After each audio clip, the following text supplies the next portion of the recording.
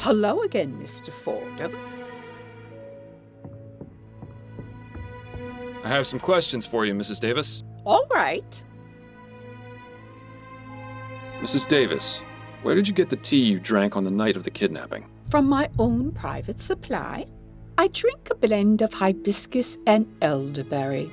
It clears the mind and puts me more in tune with the spirits. Did it taste off to you? No. Why do you ask? Because I think your tea may have been drugged. Wait, are you saying?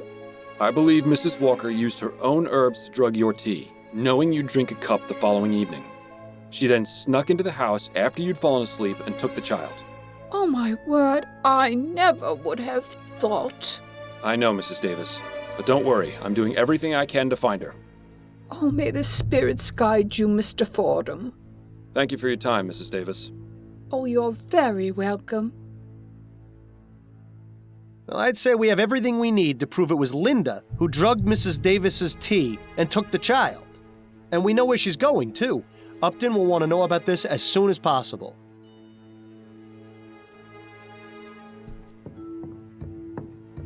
I'll be going now, Mrs. Davis. May the spirits guide your path.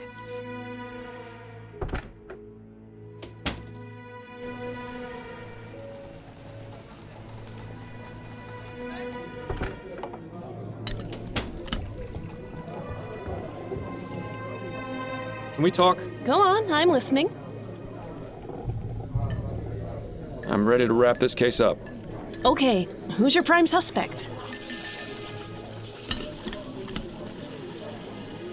It was Linda Walker, Who is she? a seamstress who befriended the Harris family nanny. She took the child because she believes he's the reincarnation of her deceased son, whom she accidentally poisoned. My God.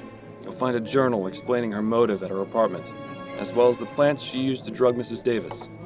But what about the broken window in the nursery? All part of a false crime scene she set up to draw our attention away from her. Excellent work, Miles. Did you manage to find out where Mrs. Walker is now? Yes, I found a receipt for a one-way train ticket to Pierre, which departed this afternoon. Fantastic. We can send a telegram to the train station and have her arrested upon arrival. You've done extremely well, Fordham. Snelling could only hope to have a detective as good as you again. You flatter me. Then I'd better stop before your head gets any bigger. All right, Miles. I'll go through the proper channels and report your information as an anonymous tip. And of course, I'll dip into the department's Good Samaritan Fund to get you proper compensation for your work. For now, go home to your wife. I'm sure I'll have something else for you to look into fairly soon. Welcome to Lorraine. An awfully cute baby you got there. Oh, thank you, sir. This is my son, Alexander. Alexander. That's a good name. Strong name. Yes, thank you. I don't mean to be rude, but I'm in a bit of a hurry and I need to get to my hotel. Of course. I won't keep you any longer, Mrs. Walker. Thank you. Wait. How did you know my name? I didn't. It was a lucky guess. But now, seeing as I know your name, allow me to tell you mine. I'm Sheriff Zeke Dollarhide. Linda Walker, you are under arrest for the kidnapping of Charles Harris. Surrender the child and come with me. No, you've got it all wrong. This is my son. This is my Alexander.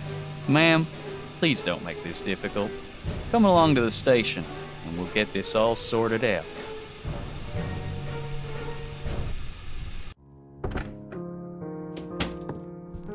Addie, are you home? Still at her appointment, it would seem. You know, Miles, I have to say, I'm proud of you. Why's that?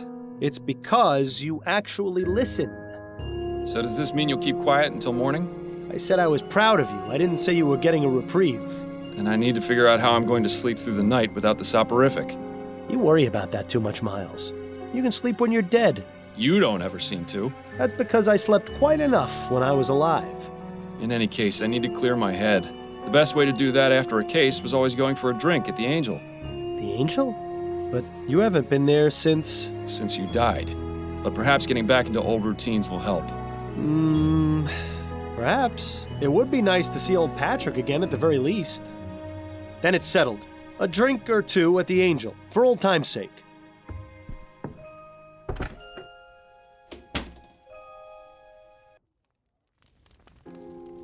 I have to say, it's been a real pleasure having you back, Miles. I was worried about you. I appreciate your concern, Patrick. The past few months have been a bit rough, but it's good to be back in familiar territory. Miles, can I ask you something? What is it? Well, it may be none of my business, and you can feel free to tell me to stuff it. Enough with the preamble, Patrick. Just ask. I know you quit the force, but why are you still working as a private investigator? Why not leave all that detecting stuff behind?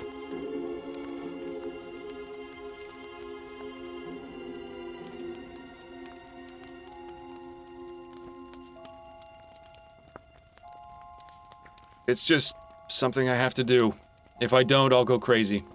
It's rare to meet someone so dedicated to their profession. No, it's not that. It's something else. It's really not worth getting into. Fair enough, fair enough. Just figured I'd ask. Now then, will you be wanting another drink? I'm not sure. I've already had 2. I should probably be getting... Wait a minute. Patrick, do you hear something? No, Miles. I don't hear anything. Neither do I. Another gin, if you please. Coming right up.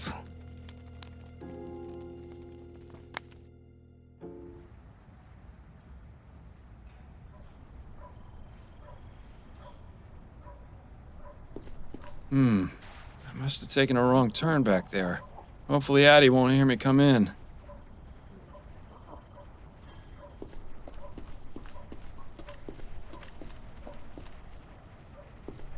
Excuse me, sir. Could you spare a shilling? Here you are, my good man. You always were willing to help the less fortunate, weren't you? But perhaps you should start thinking about helping yourself. I beg your pardon? Just look at yourself. I may be a beggar, but even I feel sorry for you. Your voice. I've heard it before. Yes, that's right. I'm your biggest failure. What are you talking about? Come now, Miles, you're not completely stupid. You think finding and catching me is going to make things better? I don't know. It might not, but at least I'll have closure. Again with the lying to yourself. Let's say you do find me, and this grand chase finally ends. What do you do the next morning? You still have a dead partner, no real job. Your wife knows you've been keeping things from her. Even if you solve 100 cases, it won't relieve that empty feeling inside. What's your point? I'm all you've got, Miles. Once I'm gone, there'll be nothing left. So just admit it. You don't want to find me. Not really.